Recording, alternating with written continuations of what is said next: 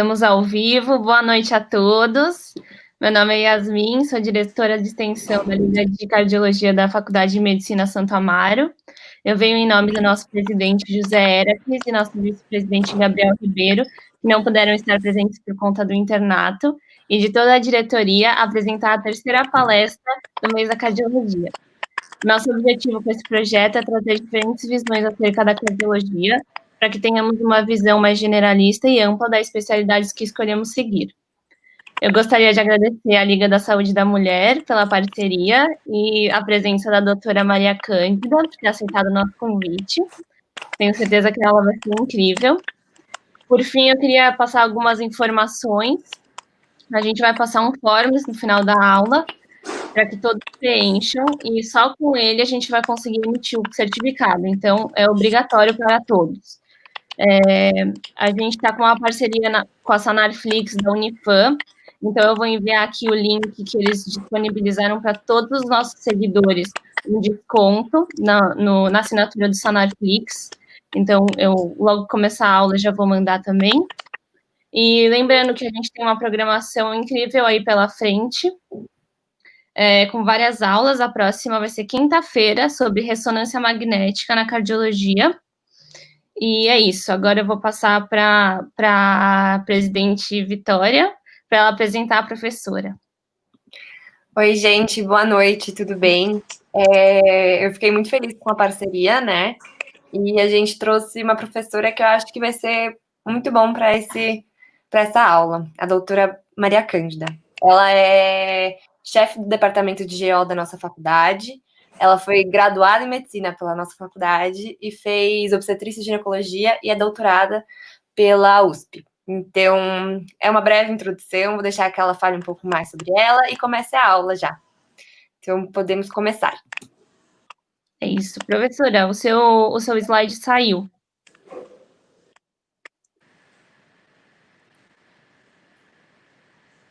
Então, recapitulando agora que os slides estão aparecendo. A gente precisa diferenciar, então, a pré-eclâmpsia, que é a hipertensão específica da gestação, diagnóstico feito a partir de 20 semanas com aumento da pressão, e a proteinúria ou lesão de algum órgão-alvo. E a eclâmpsia, que é a convulsão propriamente dito, que é uma complicação grave da pré-eclâmpsia. E como eu estava falando da incidência, a importância é que aqui no Brasil é a principal causa de mortalidade materna, chega a alguns estados a 15%. A gente sabe que nas regiões mais envolvidas a incidência é menor, de 2,2 para 1.000 nascidos vivos no Brasil, e nas regiões menos desenvolvidas chega até 8,3 nascidos vivos. Então, é um grave problema de saúde pública, principalmente.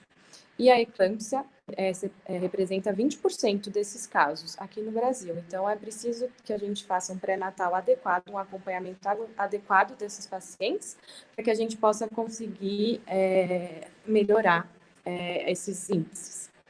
E qual que é a etiologia? Na verdade, a etiologia ainda é desconhecida, só que a gente sabe que a fisiopatologia ela é multifatorial. São várias alterações que levam a esse aumento da pressão dessas pacientes. A primeira causa é a placentação deficiente. Então, a gente tem uma contração das arteríolas espiraladas, que é onde a placenta vai entrar um pouquinho no endométrio para que aconteça a decídua, né? Então, a primeira onda de invasão placentária acontece por volta da 10ª semana. E a segunda é com 20 semanas. Por isso que a gente fecha o diagnóstico só a partir de 20 semanas. Além disso, tem a predisposição genética, que a gente sabe fatores hereditários que estão associados a isso, uma resposta inflamatória sistêmica, então essa placentação deficiente vai levar a ter toda uma resposta sistêmica e endotelial, fazendo com que tenha esse aumento da pressão e alteração da angiogênese também. Então, a invasão trofobástica deficiente vai levar a essa hipóxia e uma reoxigenação com estresse oxidativo. Esse estresse oxidativo vai levar ao aumento desses fatores inflamatórios e antiangiogênicos. Isso faz a lesão endotelial, que eu tinha falado, é uma lesão endotelial sistêmica que vai evoluir para um aumento da pressão e dos órgãos-alvos. Além disso, a hereditariedade tem também fatores, deficiência nutricional, então deficiência de cálcio principalmente, e a obesidade. E a lesão endotelial, com estresse oxidativo. Deixa eu só voltar aqui, porque o slide acho que caiu de novo.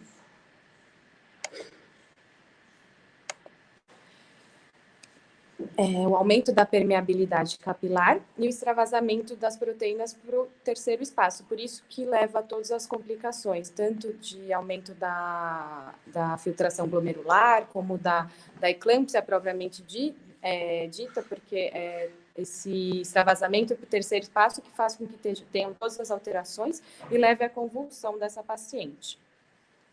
E como que a gente faz o diagnóstico da doença hipertensiva específica da gestação, então da pré-eclâmpsia? A gente precisa de 2 medidas de pressão acima de 14/9, então maior ou igual a 14/9. O paciente precisa estar sentada em pelo menos 30 minutos de repouso para a gente aferir essa pressão, nunca deitada, sempre sentada. Além disso, a gente precisa ter o diagnóstico da proteinúria ou de lesão de órgão-alvo. Antigamente, a gente pedia a proteinúria de 24 horas, então aquela que a paciente levava o potinho para fazer xixi 24 horas para dosar essa proteinúria, e o valor para fechar o diagnóstico era acima de 300 miligramas. Hoje a gente já consegue fazer a relação, então, proteína e creatinina, e essa relação tem que ser maior do que 0,3 numa amostra isolada de urina. Então, tem menos trabalho, menos dificuldade para a paciente conseguir levar o exame e trazer. Então, a gente consegue fechar o diagnóstico melhor. Além disso, uma medida indireta que a gente tem é o ácido úrico. O aumento do ácido úrico, ele acontece precocemente na doença hipertensiva específica da gestação, porque a gente vai ter uma queda da filtração glomerular e alteração e reabsorção dessa excreção tubular, fazendo com que haja um aumento do ácido úrico. E outros exames que a gente vê para avaliar a gravidade, então a gente vai ver o hemograma com plaquetopenia, alterações das enzimas hepáticas, procurar hemólise e sinal de trombofilias ou colagenoses, que são outras doenças que levam a ter maior probabilidade de pré-eclâmpsia ou uma complicação da pré-eclâmpsia propriamente dita. Então, a definição da eclâmpsia é o aparecimento das convulsões tônico-clônicas generalizadas, excluindo qualquer alteração do sistema nervoso central, dessas gestantes que já têm o diagnóstico de pré-eclâmpsia, mas muitas vezes as pacientes chegam no pronto-socorro com um pré-natal inadequado, convulsionando, e quando a gente vai ver era porque ela já tinha uma pré-eclâmpsia sem controle. É a principal causa de mortalidade materna e perinatal, como eu já tinha falado. E o que acontece é que esses fatores circulantes sistêmicos pró-inflamatórios vão aumentar essa permeabilidade endotelial dos vasos cerebrais, dificultando a drenagem do líquido acumulado no cérebro, e tem o extravasamento para o terceiro espaço. Isso leva a essas convulsões. A classificação, a gente pode classificar de 3 maneiras. Então, a gente pode classificar como não complicada, então a paciente apresentou um episódio de convulsão sem nenhuma intercorrência, sem nenhuma complicação. Pode ter a complicada, que daí a paciente já vai ter associada à convulsão coagulopatia, insuficiência respiratória, cardíaca, pode ter lesão hepática, então icterícia, insuficiência renal aguda ou uma hipertermia. E a descompensada, que são as pacientes que elas têm uma convulsão atrás da outra, não tem essa pausa, então elas podem entrar em choque, coma, hemorragia cerebral, que é a principal complicação, que é o AVC hemorrágico, e necessidade de assistência ventilatória. Dependendo de cada tipo de classificação, a gente vai ter uma conduta para essa paciente. E como que é essa convulsão? Ela apresenta 4 fases. Então, a primeira fase, que é a fase de invasão, ela pode ser silenciosa ou ela pode ter um sinal, como a aura da enxaqueca ou um grito. Aí a paciente começa a convulsionar. Aí tem a fase da tetanização de todo o corpo, com pit stop no cefálico,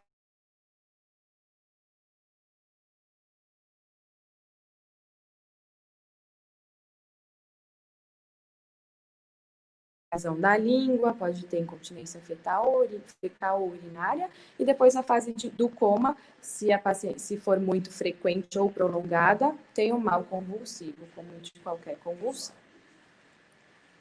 E o tratamento? Primeiro, a gente é uma emergência obstétrica, né? Então, a gente precisa estabilizar essa paciente clinicamente.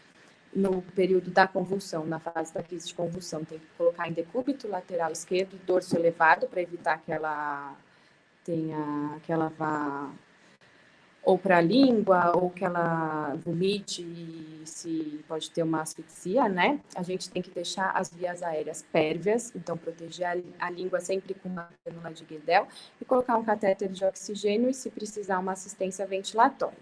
Monitorização, a gente vai colocar um monitor cardíaco, tem que passar uma sonda vesical de demora para a gente avaliar toda como está a diurese dela, se ela está com uma insuficiência renal.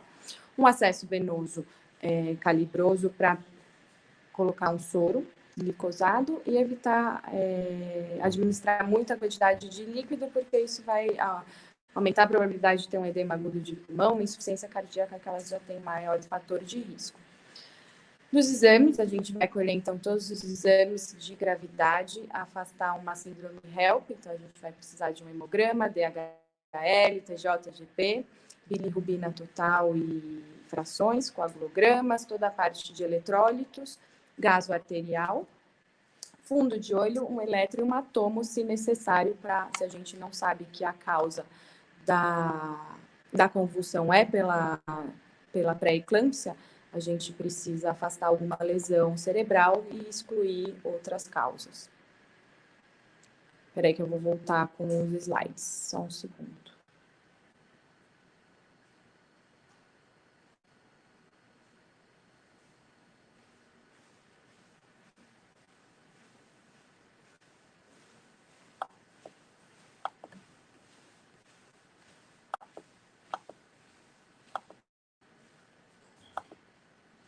Que leva à transmissibilidade elétrica no tecido cerebral. Então, ele é a droga de escolha, além dele conseguir também diminuir a pressão, ter um controle pressórico dessas pacientes. Os esquemas de sulfato ferroso, então, de sulfato de magnésio, a gente tem 3 tipos. O mais usado é o Zuspan.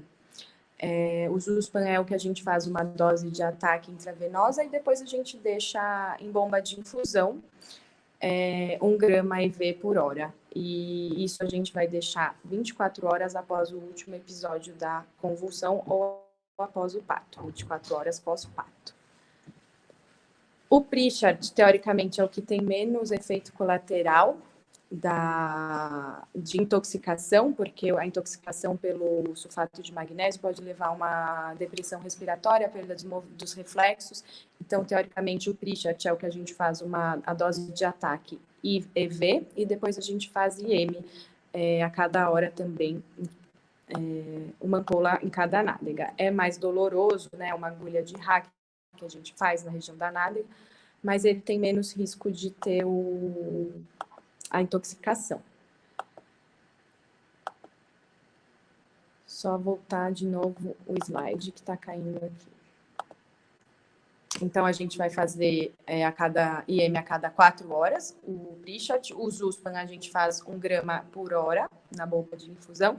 E tem o Cibai, que é uma dose mais alta de sulfato de magnésio, que a gente acaba não usando, mas também tem essa possibilidade. Então, como eu estava falando, pelo risco de intoxicação, a gente precisa avaliar, então, a diurese dessa paciente, precisa ter pelo menos 25 ml por hora de diurese. A frequência respiratória precisa ser pelo menos 14 respirações por minuto e a presença dos reflexos profundos, então, reflexo patelar presente. Se tiver alteração de qualquer uma dessa monitorização, a gente tem que fazer o antídoto com o gluconato de cálcio, 10 ml, e ver lentamente em bolos. Isso para evitar que a paciente tenha uma parada respiratória. A duração, então, do esquema do sulfato é 20. Então, a gente precisa fazer a monitorização como eu estava falando, para evitar a intoxicação. Diurese maior do que 25 ml por litro, a frequência respiratória maior do que 14 e os reflexos profundos, se tiver alteração em qualquer um desses, a gente faz o antídoto com o gluconato de cálcio. E a duração da sulfatação tem que ser 24 horas pós-parto ou 24 horas após a dose de ataque, se a gente não for resolver essa gestação. E, então, a primeira coisa, a paciente chegou convulsionando no pronto-socorro, a gente precisa fazer a estabilização clínica. Oxigenação, monitorização, toda a posição que eu falei, decúbito, lateral, proteção das vias aéreas e fazer a sulfatação. Começou a fazer o sulfato de magnésio, a gente vai ver como ela tá, só depois que a gente conseguiu corrigir todos os distúrbios funcionais. Então, avaliou todos os laboratórios, os exames laboratoriais, fez o tratamento com antihipertensivo adequado, aí que a gente vai avaliar qual vai ser essa conduta obstétrica. Ah, era para mudar de slide, eu esqueci de falar. Então, a gente vai oxigenação, sulfato de magnésio, avaliação global da paciente, corrigir todos os distúrbios e aí para conduta obstétrica. Pode passar para o próximo. Se o feto estiver vivo, a gente vai avaliar se ele é viável ou não. Se ele for viável, resolução após estabilização clínica da paciente. Via de parto é a via obstétrica, não tem indicação de cesárea. Muitas vezes é prematuro extremo, não está cefálico, então acaba sendo mais cesárea, mas não é uma indicação. Se ele for inviável e for uma eclâmpsia complicada, então todas aquelas complicações que eu tinha falado, uma insuficiência renal, edema agudo de pulmão, insuficiência cardíaca, síndrome HELP, a gente vai fazer o parto dessa paciente via obstétrica também e dependendo de como tiver a mãe. E se for uma eclâmpsia não complicada, a gente pode passar. A gente pode ter uma conduta expectante. Então, a gente vai ver a evolução materna, como que ela tá, se ela estabilizou a pressão, se ela não tem lesão de órgão-alvo. Se ela tiver uma evolução favorável, a gente vai ter a resolução da gestação quando o feto for viável e se tiver uma piora, uma descompensação do quadro materno. E se a evolução da mãe for desfavorável, depois dessas 24 horas, a gente vai indicar o parto também, sempre via obstétrica. Pode passar.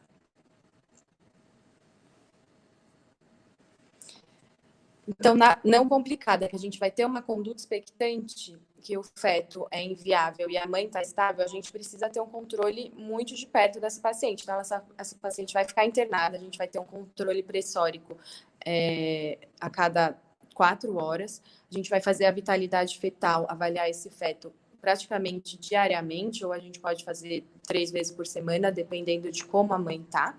Exames laboratoriais diários para a gente avaliar a síndrome HELP, todas as lesões de órgão-alvo.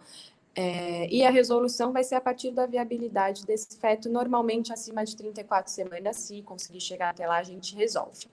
Dificilmente espera até o termo, porque vai ter uma piora ou do quadro materno ou do quadro fetal. Pode passar.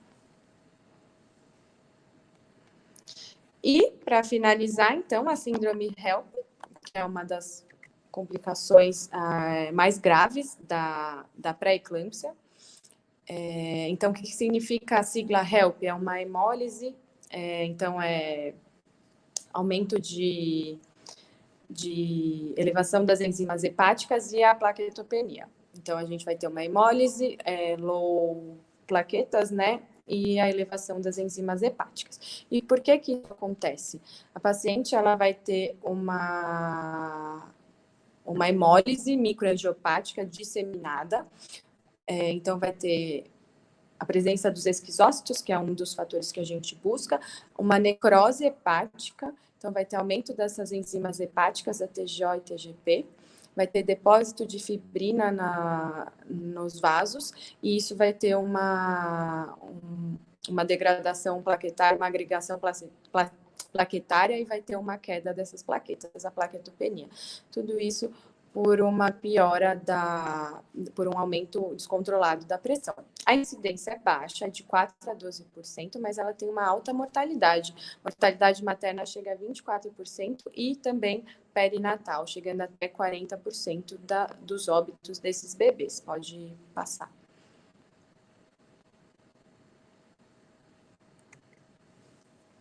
O diagnóstico a gente vai ver, então, através do hemograma, que a gente vai procurar esses esquizócitos, ou aumento da bilirrubina total maior do que 1,2 e o aumento do DHL maior do que 600. As enzimas hepáticas, normalmente a gente fala que aumenta 2 vezes o normal, acima de 70, TJ, TGP, e uma plaquetopenia menor do que 100.000.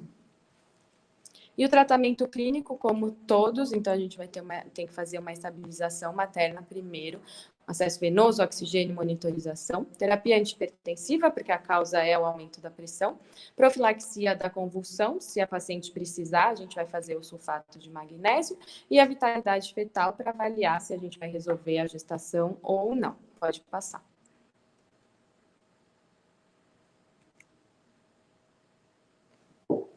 Então, feto vivo, o paciente, ele viável, resolução sempre. Se tiver entre 28 e 34 semanas, a gente vai fazer o controle materno-fetal, então vai estabilizar a paciente, controlar a pressão e avaliar a vitalidade fetal. Se conseguir controlar, a gente vai ter essa resolução a partir de 34 semanas. Se não conseguir controlar, a gente vai fazer a resolução por via obstétrica. Então, sempre pensar que a paciente chegou. A primeira coisa que a gente não vai pensar nesse momento no feto. A gente vai estabilizar a mãe, porque se a gente não conseguir estabilizar a mãe, não tem mais o que a gente fazer. E depois a gente avalia se o feto é viável ou não. Se for viável na eclâmpsia ou na síndrome HELP, a gente vai resolver porque é uma complicação. Se a mãe conseguir ficar estável e o feto inviável, a gente vai fazer todo o controle da pressão, o controle da vitalidade fetal, que é muito importante para avaliar se não vai ter alteração do Doppler do bebê, se ele não vai entrar em sofrimento fetal, para resolver a partir de 34 semanas ou da viabilidade, dependendo de cada serviço. Pode passar.